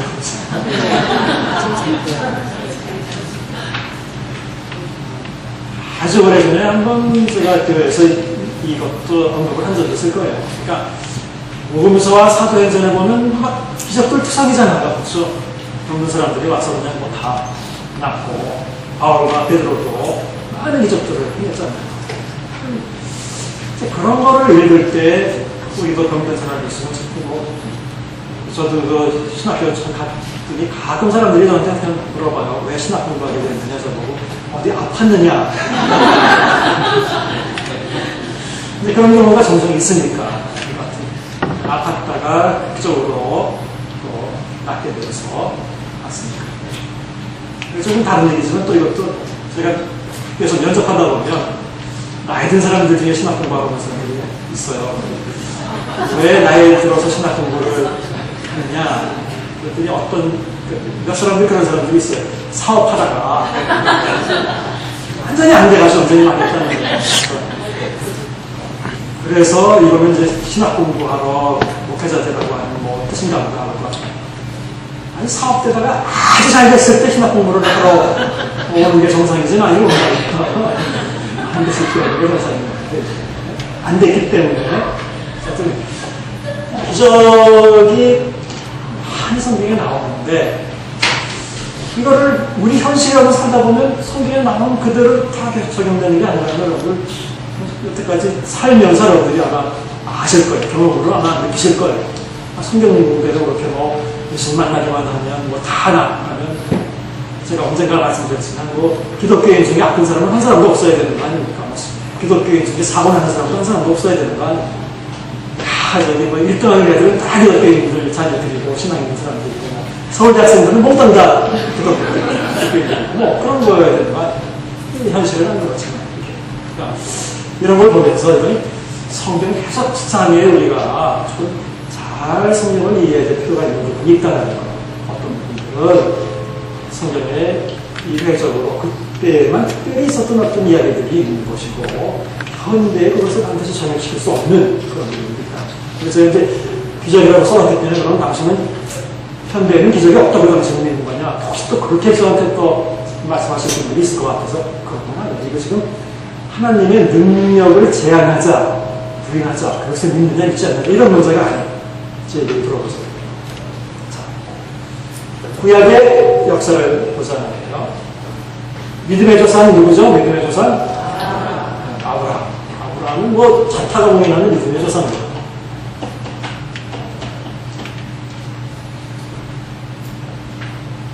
자, 이 믿음의 조상, 믿음의 대표적인 아브라함은 시대에 잘 보시면, 성경을 읽어보시면 많은 기적을 행했습니까, 아브라함은? 여러분 잘 보세요. 많은 기적을 행했어요, 아브라함이? 참 치사하게 그 위협을 당하니까 부인하고 속이기까지 하고 별 수단을 다 쓰고 잘 아시잖아요. 그 믿음의 교선 아브라함 시대 때 이쪽 면에서 볼 때 아브라함은 기적을 많이 할수 있으면 뭐 하루아침에 적들을 물리치고 다 했을 텐데 그런 거 없었어요. 이삭, 야곱, 요셉 잘 보시면 이 족장 시대 때 이렇게 이 사람들이 어떤 특별한 기적을 일으키는 능력이 있었다거나 그런 사건들이 성경에 나왔습니다. 그러다가 오늘 모세 오늘 말씀하셨죠? 그걸 쭉 펴보면 출애굽기 오면 얘기를 하는 거죠. 모세 때에 모세는 이제 많은 기적을 10가지 짱을 비롯해서 뭐 아이를 그래서 물이 나게 하고 여러 가지 뭐 기적들이 모세 시대 때만 그런데 이렇게 보세요. 여러분들 구약에서 가장 중요한 사건이다 한 가지를 든다면 뭐겠어요? 뭐 말할 게 없이 출애굽이에요. 왜냐하면 출애굽이 있었기 때문에 소위 이스라엘 백성이라는 그 민족이 탄생한 거기 때문에 이것은 뭐 누가 보나 가장 중요한 사건을 구해내서 바로의 밑에서 이스라엘 백성들을 구해낸 사건이기 때문에 그래서 이 모세의 기적이 없었다면 출애굽은 있을 수 없어요. 당연하죠. 바다가 가진 기적이 있었기 때문에 또 10가지 재앙이 있었기 때문에 그 외에 여러 가지 기적이 있었기 때문에 출애굽은 이 시대 때의 기적이 맞았어요. 출애굽해서 드디어 다시 가나안 땅에 이제 들어가서 정착을 하게 되죠. 그래서 사울이 있고 우리가 잘 아는 대로 다윗이 있고 솔로몬이 있고 쭉 있어요. 사울도 사울이지만 다윗 같은 경우는 유대인들이 가장 대표적으로 존경하는 왕 아니에요, 그렇죠? 믿음도 좋고 얼마나 훌륭한 노이롭고 아주 대표적인 이스라엘의 영광을 제한한다는 것은 다윗, 그러니까 예수님 메시아도 다윗의 사건이다. 다윗의 사건.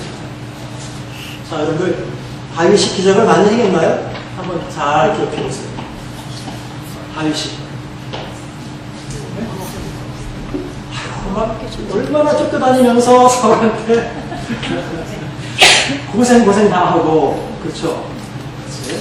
그 의외로 그 유명한 왕인 다윗이 훌륭한 왕인 다윗이 그 시대 때 있었어요.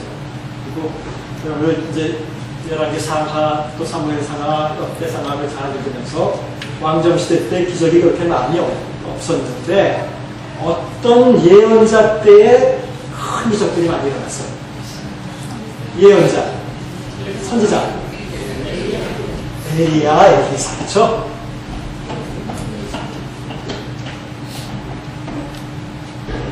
이 사람 때에 기적이 큰 기적들이 많이 일어났어요. 자, 출애굽 때는 굉장히 국가적으로 나의 노예에서 절대로 한 민족이 나올 수 없었던 시대 때 한 민족을 만들어내는 상황이었어요. 엘리야 엘리사 때 만일 엘리야 엘리사가 없었다면 어떤 사건, 어떤 현상이 일어났을까? 이때 국가적으로 큰 위기에 봉착했던 시기입니다. 혹시 기억하세요? 무슨 문제가 있었습니까? 바알 신에게 다 넘어갈 상황이 있었어요. 이때 당시에. 종교적인 위기. 그때 엘리야와 엘리사가 없었으면 그 나라를 하나님께 돌리지 못했는 것이지. 자, 엘리야 엘리사가 있었어요. 그 이후에 다른 많은 예언자들이 있었지만 이사야, 에레미야, 에스겔 큰 기적들이 나왔어요. 예레미야는 눈물의 선지자라고 그 고통을 다 민족들하고 다 겪었어요. 이사야도 마찬가지. 호세아, 요엘, 없죠? 결국은 이스라엘 백성이 다 포로 잡혀가고 멸망할 때까지 또 큰 기적이 없어요. 그러다 신약시대에 들어와서 드디어 또 나오죠. 바로 지금 복음서와 사도행전이 있는 예수님과 사도들. 자, 이건 또 새로운 시대라는 걸 금방 아실 거예요. 이건 뭐 당연히 기독교가 새로 생겨나는 처음으로 이제 저렇게 하나님의 나라가 회복되고 기독교가 생겨나는 그런 시대라는 겁니다.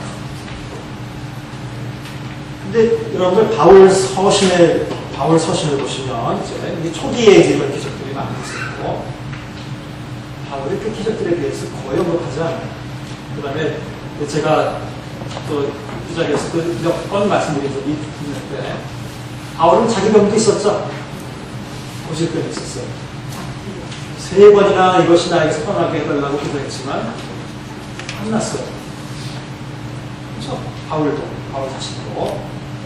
그리고 고린도서 후서에 보시면 바울이 얼마나 고통을 많이 받았는지 뭐 40에 하나 감암내를 뭐 몇 번 맞았고 뭐 몇 번 파선하고 뭐 굶주렸고 자지 못하고 먹지 못하고 아시죠?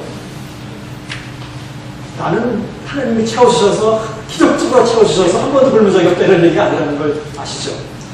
내 맞을 뻔한 그 찰나에 하나님이 나타나셔서 나를 구해주셔서 이런 얘기가 아니죠. 내 맞았다는 얘기죠. 바울의 삶을 잘 그렇게 그 바울이 스스로가 이렇게 서술하는 그 삶을 잘 보시면 의외로 없어요. 그 다음에 여러분 디모데서 보시면 어떤 사람들이 좋아하는 구절인데 내 자주나는 병을 인해서 이제부터는 물만 마시지 말고 포도주를 조금씩 써라. 이 구절을 굉장히 좋아하는 사람들이 있어요. 그 말은 무슨 말이냐면 아니 바울 같은 사람이 왜 그 고질병이 있으면 위선병이 있으면 야 마음 편해가지고 믿음이 없어서 그런 거야 기도해 뭐 날 때 같이 기도해 뭐 그렇게 했어야 될 것 같은데 이제부터는 약으로 포도주를 조금씩 쓰라고 나오고 있고 그 다음에 또 다른 어떤 구절이 하는 구절에 보면 로베모가 병들었기 때문에 내가 늘레교에 두고 떠났다 이런 구절이다. 아니 병들었으면 바로 안수해줘서 바로 고쳐줘야지 왜 거기다 놔두고 떠나면 어떻게 해. 근데잖아요. 빌립보서에 보시면 에바브로에 떠난 사람이 감옥에서 감옥에 와서 바울을 돌보고 그러다가 큰 죽을병에 걸려서 그냥 서로 걱정하고 막 그런 나중에 나았다는 일이 나오지만 그렇게까지 죽을병 걸려서 걱정하기 전에 고쳐줘야지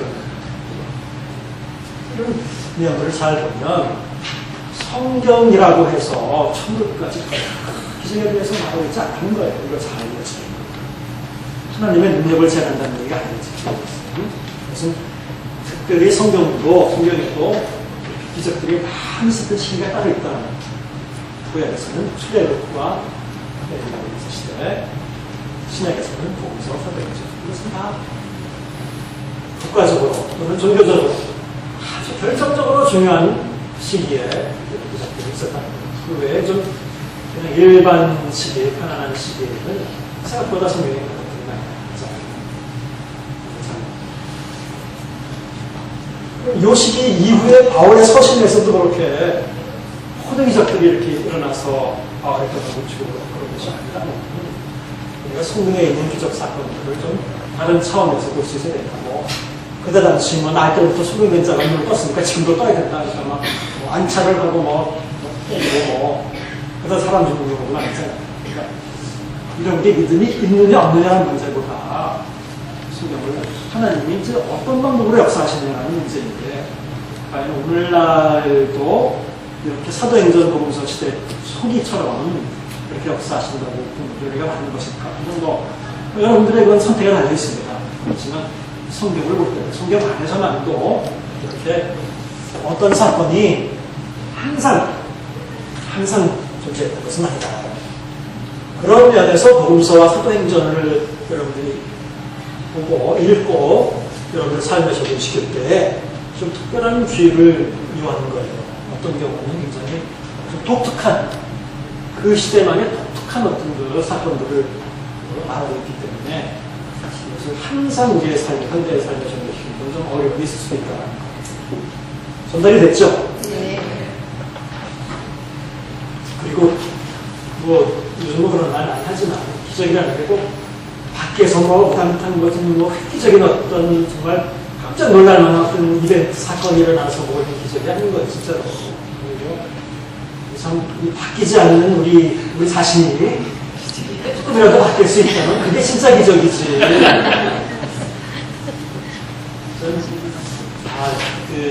저도 애를 키우고 있지만 애들을 키우면서 굉장히 힘들어요, 진짜. 왜냐면 제 의도대로 안 되거든요. 세상에 되는 게 없죠. 애들이 어떻게 제 의도대로 됩니까? 우리 부모님도 항상 자식들은 내 말대로 못한다 이런 말 하고 또 제 동생이 그걸 하더라고요. 근데 애들이 내 맘대로 안 되거든요. 나도 내 맘대로 안 되는데 말하더라고요. 그거 아닌가. 정말 나 자신이 이렇게 될 수 있다면 그거야말로 진짜 현대에 와서 가장 큰 기적이고 우리가 수고해야 되는 문제이지. 이렇게 소설을 너무 많이 읽으셔서 드라마틱하게 뭔가 그냥 한 번에 막 큰 소리와 함께 뭐가 이루어지는 이런 것들을 자꾸 이렇게 추구하는 것은 별로 좋은 것은 아니지 않느냐. 기적이긴 했지만 지금 사실은 기적 얘기를 하려고 한 게 아니라 기적과 함께 오순절 성령 임한 사건을 좀 우리가 어떻게 이해할 것이냐라는 문제를 말씀드리기 위해서 이런 얘기를 드리겠습니다. 자, 이제 여러분들이 오늘 받은 프린트를 한번 펴보시면 오순절 성령 강림, 사도행전의 성령이라는 제목으로 처음에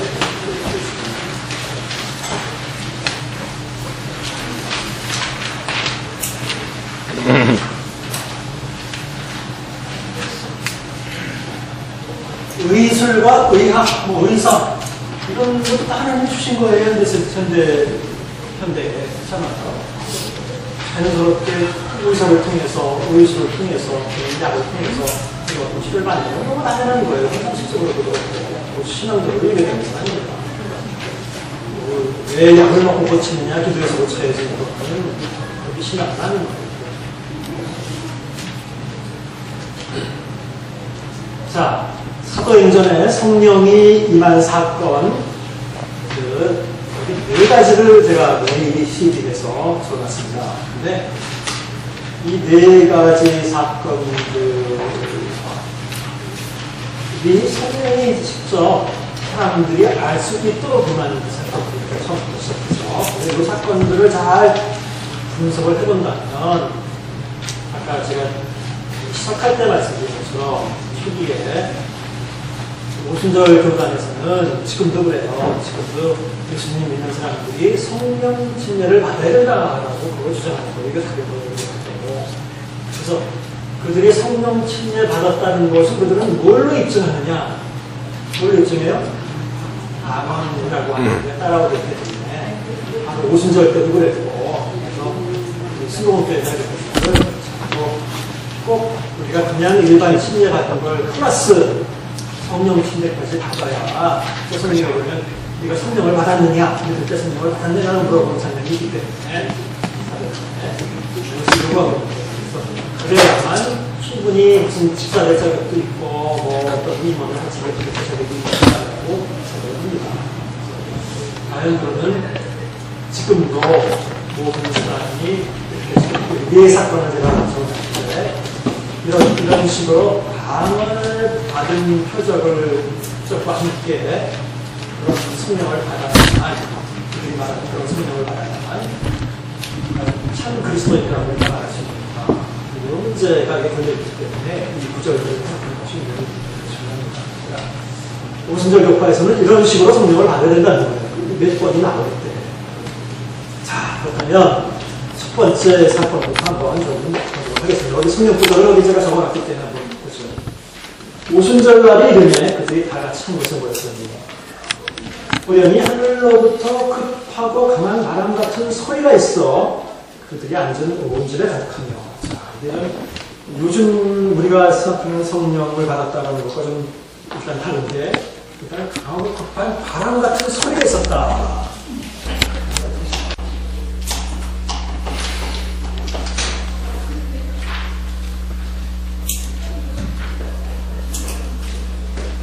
여러분들 그 성령이라고 할 때는 말 그대로 거룩한 영이거든요.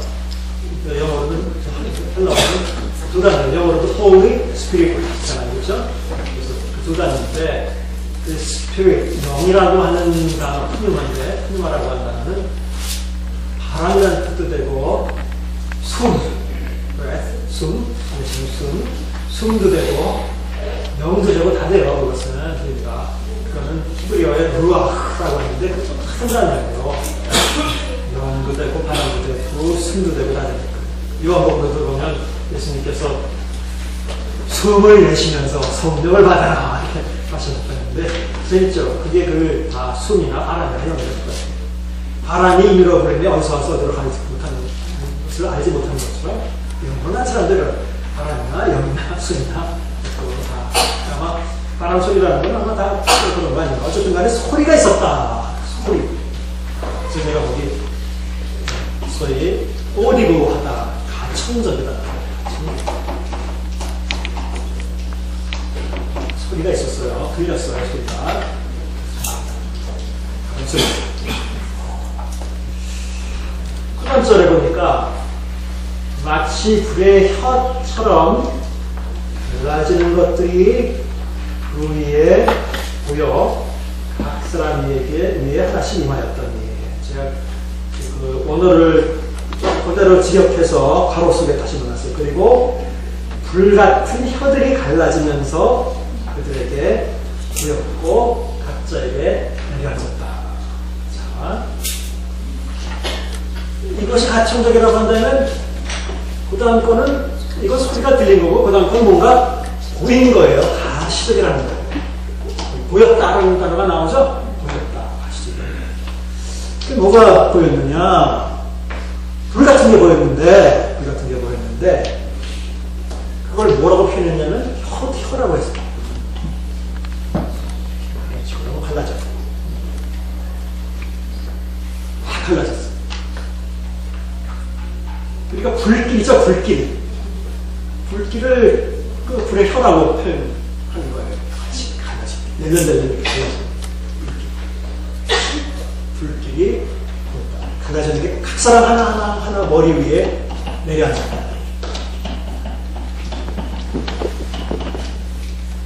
그렇게 표현을 한 거예요. 그러니까 눈으로 보였다는 걸.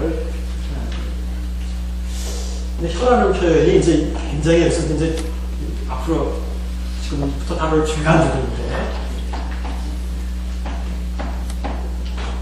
앞으로 이게 영어식으로 제가 쓰면 G, L, O인데 이렇게 쓰면 장모음이 되는 거에 크게 할 때 그냥 그다음에 S, 그대로 읽으니까 우리말로 읽으면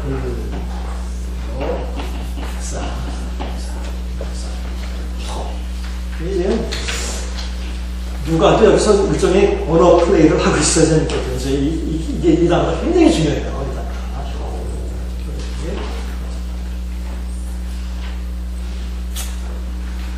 자, 중요한데 이제는 이제 불같은, 그래서 이제 여기서부터 불같은 성령이라는 우리가 지난 학기에도 제가 불같은 성령이냐 물같은 성령이냐 이런 그 말씀들이 좀 있어요. 그리고 특히 그 복음서에서 불과 성령으로 할 때 불은 뭘 상징한다고 말씀드렸어요?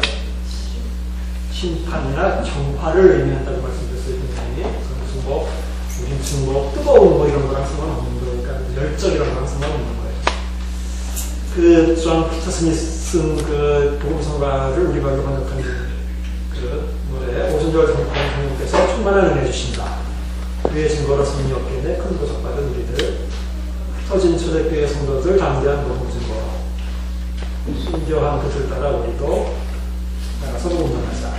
후련히 불같은 성령 임하셔서 풍성한 은혜와 주소서 이렇게 나오고, 그 다음에 2절에는 이 세상 어둠을 찼으나 오직 믿음으로 살고 성령의 뜨거운 그 불길이 교회의 새 힘을 주네 이렇게 나와요.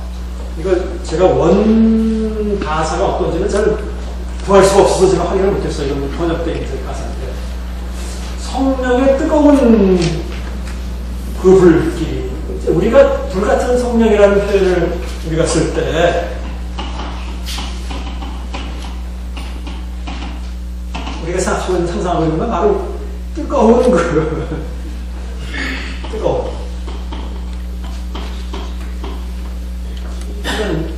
감각이죠. 여기서 느끼는 감각.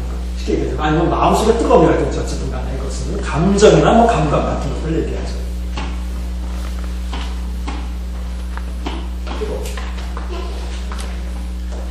자, 사도행전 2장에서 성령이 불같이 임했다라고 할 때는 전혀 뜨거운 거라. 이게 뜨겁다는 얘기 한마디도 안 나와요.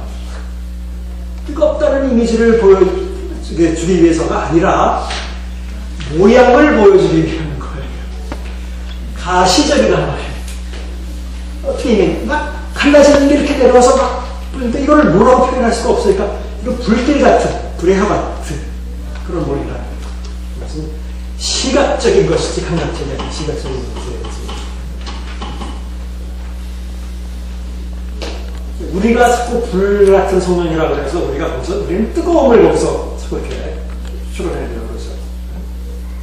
그러니까 마치 지난 학기에 우리가 빛과 소금이다. 소금 그러면 뭐 제가 말씀드렸지만 부패 방지다, 보존력이다. 그건 우리가 요구하는 우리의 생각이지.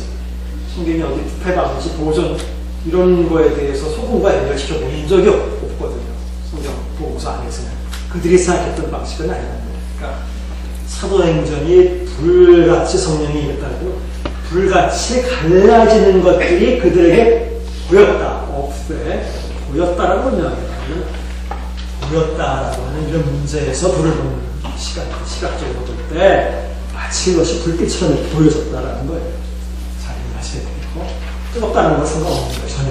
그러니까 제가 지난 때부터 우리는 불같은 성령이다라고 해서 표현하기는 뜨거운 성령이라고 얘기합니다. 성령은 뜨거운 성령이라고 말하지 않는데 우리가 자꾸 그것을 요구하는 거 아닙니다. 그러니까 오히려 배에서 생수의 강이 흘러난다 할 때 요한복음에서는 이것이 그들이 받을 성령을 일으켜서 하시는 말씀이다라고 저자가 얘기하고 있어요. 그렇다면 강 같은 성령인데 오히려 시원한 강물 같은 성령인데 나와도 끝이 없는 그럼 오히려 안에서부터 계속 쏟아 나오는 성령인데 그 뜨거운 거 위에서부터 한번 부어주는 이런 뜨거운 거 같은 거 벌써 느낌의 차원이 다르잖아요. 그래서 이게 참 영어에서는 사실은 그 사람 참 핫하다라는 말과 그 사람 참 콜하다는 말이 굉장히 사실 상통이에요. 내가 상통하는 거 아닌데 우리는 참 핫한 성령을 요구합니다. 콜한 성령 이거 정말 중요한 거 아닙니까? 지속적이고 오래가고 안에서부터 나오는 거. 그러니까 어쨌든 이 오현절 성령과 불같이 뜨거운 성령과는 아무런 상관없다라는 것을 알아두시고 실제로 성령이 뜨겁다는 것과 성령을 연결시켜본 적이 없어요. 이렇게 우리들이 추구하고 생각하고 그러는 것들은 성령의 모습이에요. 그걸 시각적으로 했다는 거예요. 그러니까 즉, 이 얘기는 뭐냐? 이 얘기는 성령이 초기에 임했는데 제자님께서 초기에 제일 처음에 임한 성령은 사람들이 다 들을 수도 있고 눈으로 볼 수도 있고 이렇게 얘기했다는 거예요. 그것이 중요한 거예요. 지금 눈으로 보고 들을 수 있는 상황에서 벌써 이거 하나만 해도 그런 순복음교회에서 순복음교회를 비판하는 건 아니에요. 순복음교회의 성령에 대한 그 문제만 지금 얘기하고 있는 거예요. 그럼 오순절처럼 우리도 지금도 성령 침례 또 받아야 된다 그러면 과연 그들이 그럼 성령은 이렇게 받는다는 거예요. 그럼 다른 같은 소리도 나야 되고 그런 우리가 같이 갈라진 것도 보이고 그래야 되는데 과연 그걸 보여준다. 같이 해야 되는데 어쨌든 지금 저자가 여기서 이렇게 묘사하는 것은 제일 처음에 오순절 때 성령이 임했다면 이렇게 모든 사람들이 이해할 수 있도록 알 수 있도록 지각할 수 있도록 눈으로 보이고 귀로 들리고 한 상태에서 성령이 자 그래서 4절 그들이 다 성령의 충만을 받고 드디어 성령의 충만을 받았어요. 그래서 근데 성령의 충만을 받았을 때 그 다음에 뭘 했느냐 성령이 말하게 하심을 따라 다른 언어들로 말하기 시작합니다. 우리말로 언어들이라고 번역을 한 게 어떻게 보면 잘 번역한 거예요. 여기 헬라어로 써놨죠? 글로사이스 여기 글로사라고 써놓은 이 단어의 복수형이에요. 그때 똑같은 거예요. 복수.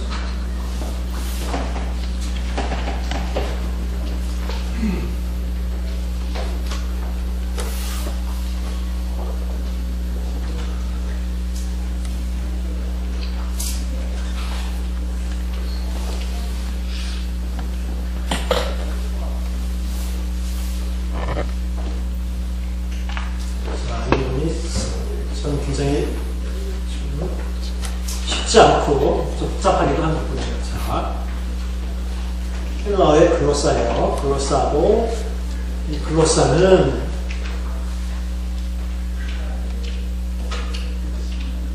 두 번 지어봐야 돼서 조금 헬러의 글로사는 영어로 하면 영어의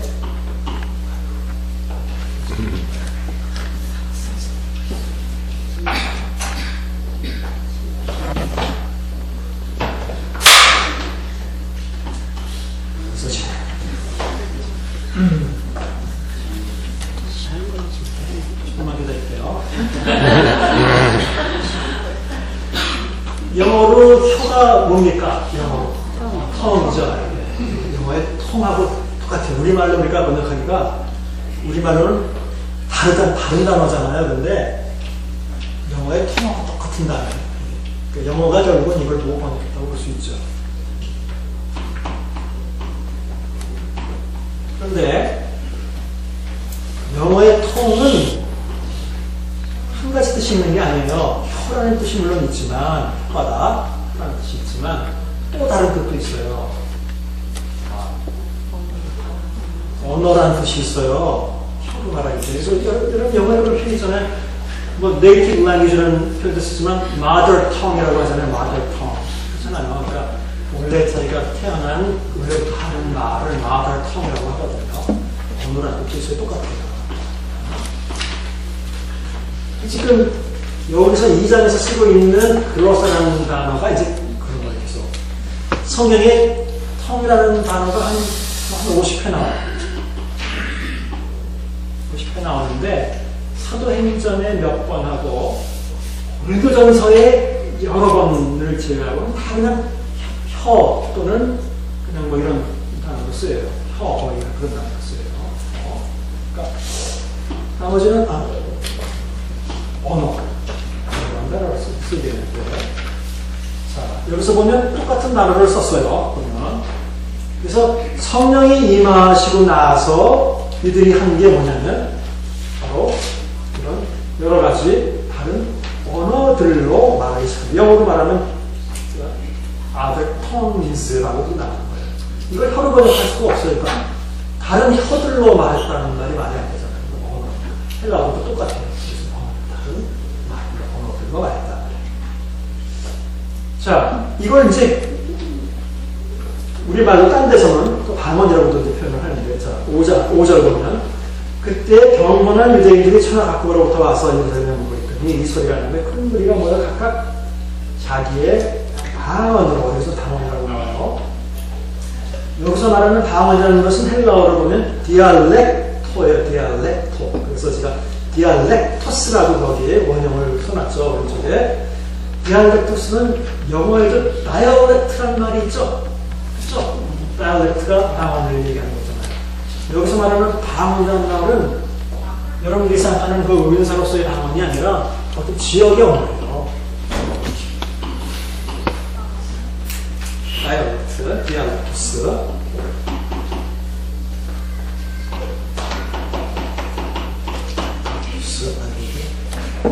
지역을 다르스가 없군요. 지역 언어라고 지역 언어. 자, 여러분들이 소위 수명의 은사로서 지금까지 얘기하는 방언이라는 단어는 다 글로사를 이렇게 번역한 거예요. 실제로 글로사를. 근데 글로사를 방언으로 번역하는 것이 잘못되는 건 아니에요. 왜냐하면 여러분들 한자어로 쓸 때도 방언이 이거잖아요? 그렇잖아요? 지역 언어잖아요. 그대로 가면. 여러분들 한번 좀 이상하다고 생각해보지 않으셨어요? 아니, 왜 이 방언을 하는 거를 이렇게 썼을까? 뭔가 다르게 표현해야 되지 않나요? 지역 언어. 우리 사투리를 방언으로 하잖아요. 사전을 찾아보셔도 이거는 사투리나 지역 언어를 방언으로 표현합니다. 우리가 보통 은사로서 말하는 그런 것을 왜 방언이라고 해석했을까? 잘 모르겠어요. 그렇지만 지금 사도행전 이 부분에서는 분명히 글로사를 방언이라고 번역 안 하고 그냥 다른 언어라고 이렇게 번역을 했어요. 이거는 또 다른 문제야. 자, 언어라고 번역하면 너무 잘한 거예요.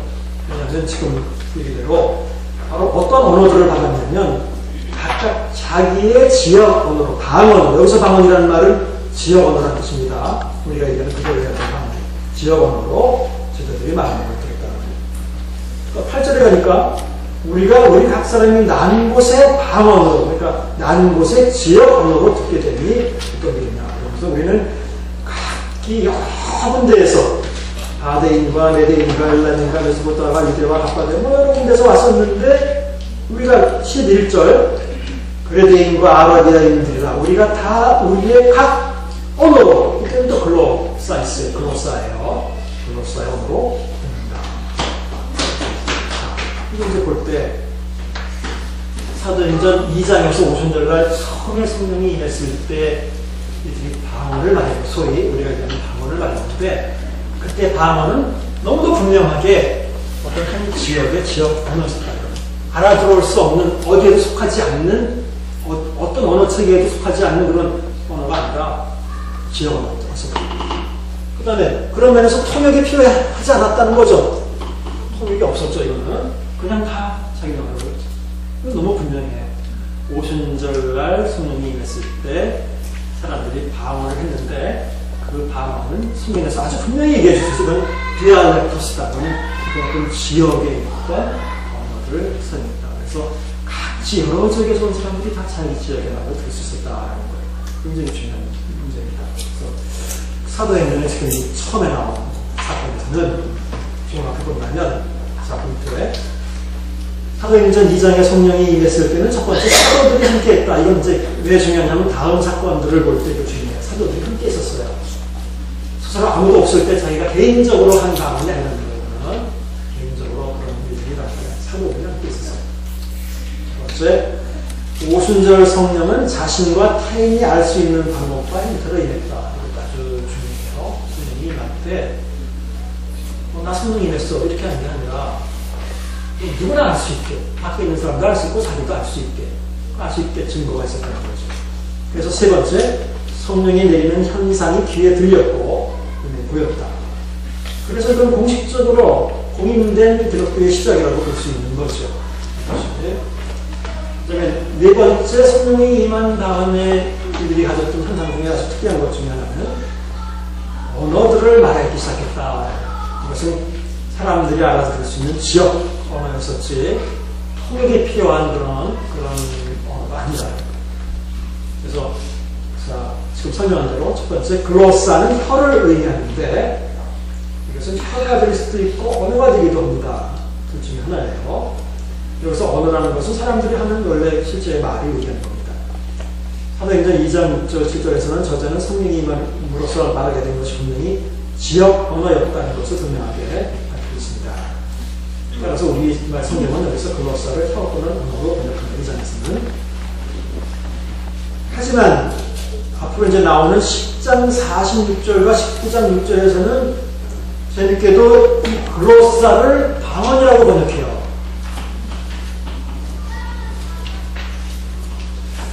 그 다음에 고린도전서 12장부터 14장까지 방언 이야기가 많이 나오잖아요. 내가 천사의 말과 사람의 방언을 했지라고 하죠. 그때 나온 건 전적으로 다 글로사라고 나오는데 이거를 고린도전서에 다 방언이라고 하는 거예요. 그러니까 자, 여기서부터 이제 자꾸 우리가 오해가 생길 수 있다라는 거예요. 사도행전 2장에서는 이 단어를 언어라고 번역했으면서 우리말 성경에서 영어는 다 텅이니까 상관없어요.